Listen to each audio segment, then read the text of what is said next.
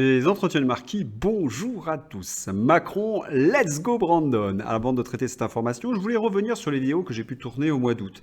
Nous avons énormément d'informations qui viennent en quelque sorte confirmer ce que je vous avais dit pendant l'été. La première information, c'est sur le pass carbone. En effet, le Parisien vient de lancer un ballon d'essai sur les masques, puisque les élites étaient en quelque sorte au courant, puisqu'il y avait énormément d'indices, souvenez-vous que c'était un des projets de Klaus Schwab, et puis nous avions aussi des associations écologiques qui avaient envie de mettre en place ce pass carbone. Et bien voilà, Le Parisien, journal populaire, vient de lancer le ballon d'essai. Autrement dit, ils sont en train de, en quelque sorte, de passer, sans faire de mauvais jeu de mots, à l'attaque. Mais il se trouve que beaucoup de gens, parmi les élites, sont en train de dire stop. Et j'avoue que j'ai été très surpris, mais agréablement surpris, de voir Estelle Dupont sur CNews nous expliquer que Macron, avec sa fin de l'abondance, ça ressemblait comme deux gouttes d'eau au programme du World Economic Forum. Eh bien, c'est important parce que pour la première fois, sur une chaîne de télé un petit peu mainstream malgré tout, CNews, eh bien, on lâche le morceau. Macron suit le programme économique du World Economic Forum. C'était vraiment très important que la chose soit dite. Autrement dit, ça craque de partout. Il y a des gens qui ne suivent plus du tout Macron. Alors, si on parle de Marie-Estelle Dupont, eh bien, il faudrait peut-être parler de son conjoint, Blachier, Martin Blachier. Eh bien, Martin Blachier nous explique que suite au confinement, la moitié des services de psychiatrie aujourd'hui est occupée par des adolescents. Il faut arrêter la casse. Il parle de génération sacrifiée. Alors, vous reconnaissez bien sûr les mots de son épouse, qu'il vient en quelque sorte placer à la télévision. Alors, là aussi, c'est véritablement quelque chose d'important parce que Macron sera maintenant poursuivi par le temps de ce qu'on a appelé les procès. C'est terminé maintenant le confinement, on passe à la deuxième étape dans ce genre de choses, ce sont les procès, comme avec Perdu Pharma et son opiacier. On est exactement dans la même logique, dans la même progression. Alors, on voit que ça craque de partout, c'est certainement dû au milieu économique. Parce que là, on a vu une véritable offensive. Et là, c'est vraiment très intéressant parce que là, on est encore sur une information que je vous avais donnée. Le président du système U, et c'est très important que ce soit le système U, Dominique Schecher, prévient que la facture d'électricité va être multipliée par 8 pour les PME et les artisans en 2023. Tous ceux qui verront en fin de compte leur contrat se terminer en décembre 2022. Pourquoi c'est important que ce soit le système U ? Parce que c'est une chaîne de commerce qui travaille avec les artisans, les petites PME. Il se trouve que ceux qui soutiennent le World Economic Forum, ce sont avant tout des grosses entreprises. Et si vous avez bien lu le The Great Reset, ils vous expliquent qu'ils veulent supprimer en quelque sorte les petites et moyennes entreprises. Ces gens-là ont maintenant conscience que leur mort est programmée. Ils vont donc se mettre en quelque sorte en ordre de bataille. On avait essayé de leur expliquer, et je pense que c'était Manigold, le responsable syndical des petits restaurants qui avaient essayé d'expliquer non, Macron est là pour vous soutenir, qui avaient trompé ces petites entreprises. Eh bien, aujourd'hui, ils ont pris conscience de cela et on risque de les voir peser maintenant sur la balance. Donc, ça craque véritablement de partout. Mais il n'y a pas que les petites et moyennes entreprises qui sont en train de râler. Je pense à l'ami Marc Touati, je l'appelle Marc Touati parce que c'est quelqu'un que je suis avec beaucoup d'attention, qui nous explique par exemple, pour la guerre en Ukraine, eh bien, que les sanctions européennes se retourne contre l'Union européenne et que la Russie voit son excédent commercial exploser, notamment grâce à l'augmentation du gaz et du pétrole. Poutine pourrait être gagnant et c'est d'ailleurs un des titres des Échos. Alors là aussi, c'est vraiment très intéressant parce que j'avais expliqué cela, on m'avait dit mais non, c'est pas vrai. Et maintenant, même sur LCI, nous avons ce genre d'intervenants. D'autant plus que Marc Touati, dans une autre intervention, a expliqué que si aujourd'hui nous avons de l'inflation et nous sommes dans une situation aussi difficile, ce n'est pas la conjoncture, mais de la responsabilité de Macron et de son fameux quoi qu'il en coûte, d'avoir ouvert les vannes comme cela suite au confinement. En fait, je vous l'avais expliqué, nous n'avions pas les moyens de cela. Macron a acheté sa réélection. Et ce sont des mots d'ailleurs que l'on retrouve aujourd'hui dans la bouche de certains députés. Donc il y a véritablement une offensive contre Emmanuel Macron. Alors sur tous ces sujets, vous étiez avertis et vous bénéficiez maintenant d'un petit temps d'avance puisque vous voyez ces informations surgir dans la presse mainstream. Alors, le titre de ma vidéo, c'est Let's Go Brandon. Eh bien, c'est pas seulement une partie des élites qui se retourne contre le Macron, c'est évidemment le peuple qui ne supporte plus Emmanuel Macron. Alors pourquoi j'ai choisi ce mot Let's Go Brandon ? Parce qu'il s'est passé exactement le même phénomène aux États-Unis. Alors c'est un monsieur que vous connaissez absolument pas, que moi non plus, hein. C'est un pilote automobile qui s'appelle Brandon, qui vient de gagner une course à le NASCAR, et la foule que vous voyez derrière lui, il est interviewé en direct à la télévision par NBC, la foule scande, excusez-moi, c'est une grossièreté, Fuck you Biden, fuck you Biden, et la journaliste qui s'appelle Kelly Stowers dit: vous pouvez entendre les chants de la foule, let's go Brandon. Alors, il y a deux enseignements là-dedans.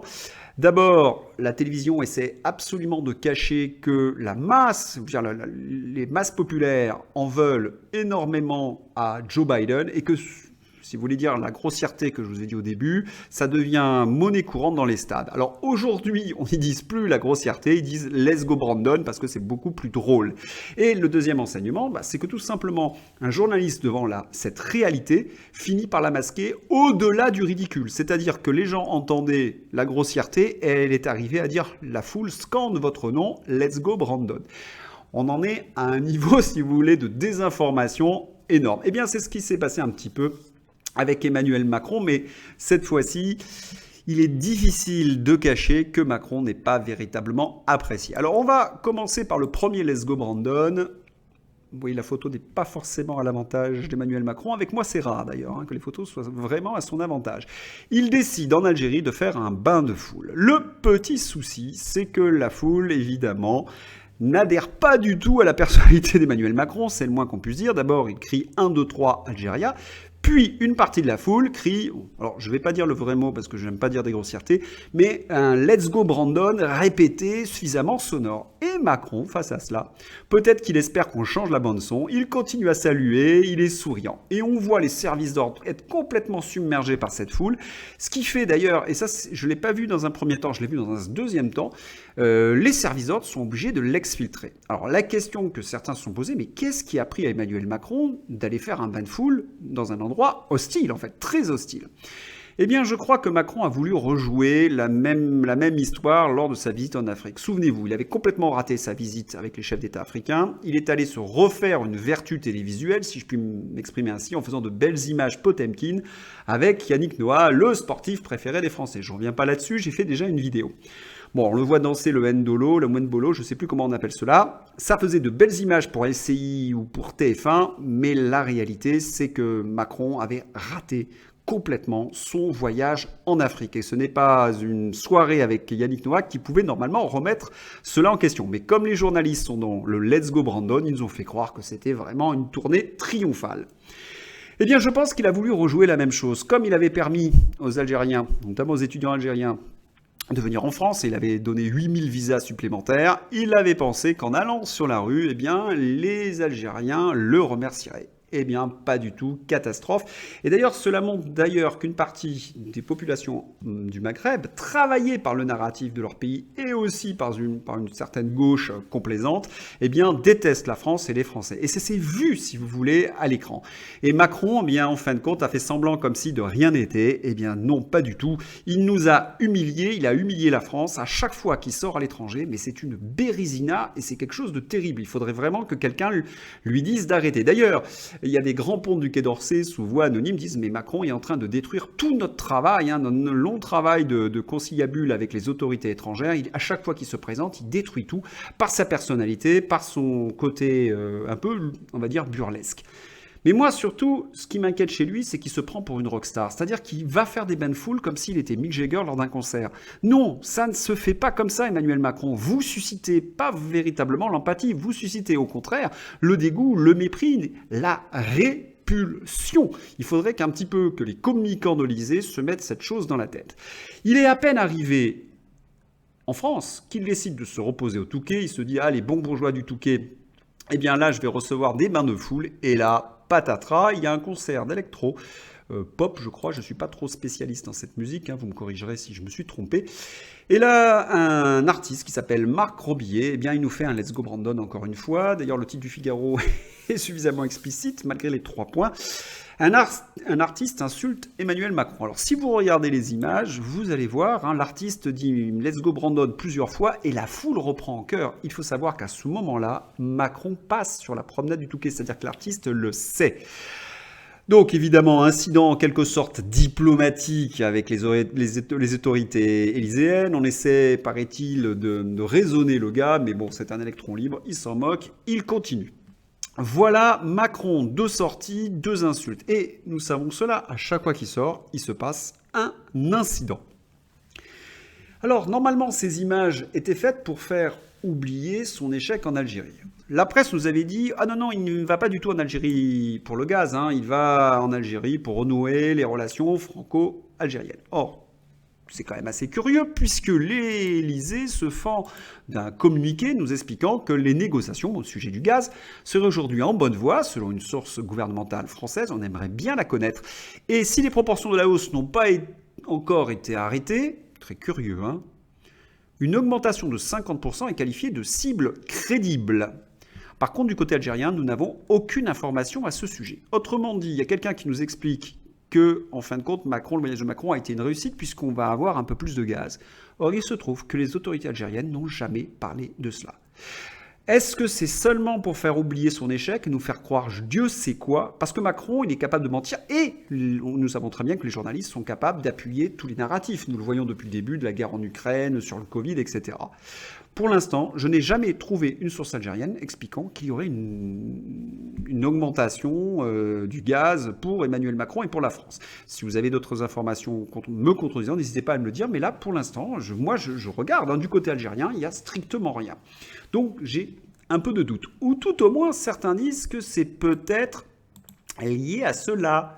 Garde d'Algérie, Emmanuel Macron ouvre le musée des horreurs de l'histoire. Hein. C'est dans le Figaro Vox et c'est Jean-Marie Rouard qui explique qu'en effet Macron veut rouvrir les blessures de la guerre d'Algérie. Pour qu'on fasse encore repentance, hein, qu'on batte notre coulpe, je ne sais pas si Macron se rend compte, mais qu'il est en train de cliver, ou c'est peut-être sa volonté, cliver les Français pour qu'ils soient les uns contre les autres. Mais ce genre de blessures ravivées, cela fait des blessés aujourd'hui, voire des morts. Il suffit de voir le comportement de certains jeunes de banlieue pour comprendre que c'est pas une très bonne idée de raviver les blessures de l'histoire. Voilà, bon, en plus, moi je défends toujours la France et je trouve ça pas une très bonne idée qu'on essaie encore une fois de battre notre coupe. Nous n'avons pas à avoir honte de notre passé. Voilà. Donc, Macron, échec, et vous avez ces échecs qui sont de plus en plus à la une des journaux. Il se trouve donc qu'il y a des voix qui sont en train de s'élever contre la politique de Macron parce qu'ils sont en train de comprendre là où Macron veut nous mener. Il serait peut-être temps, hein. Alors, je voudrais terminer sur quelque chose d'un peu plus léger et en même temps, quelque chose d'assez embêtant. Vous connaissez peut-être, certains d'entre vous, Rémi de Juste Milieu. Il a un ton très humoristique et c'est un fervent soldat de la réinformation et bravo à lui. Il lui est arrivé de mésaventures, j'ai presque envie de dire, tragicomiques. En effet, le journal France 2 nous avait expliqué que ceci était un missile russe.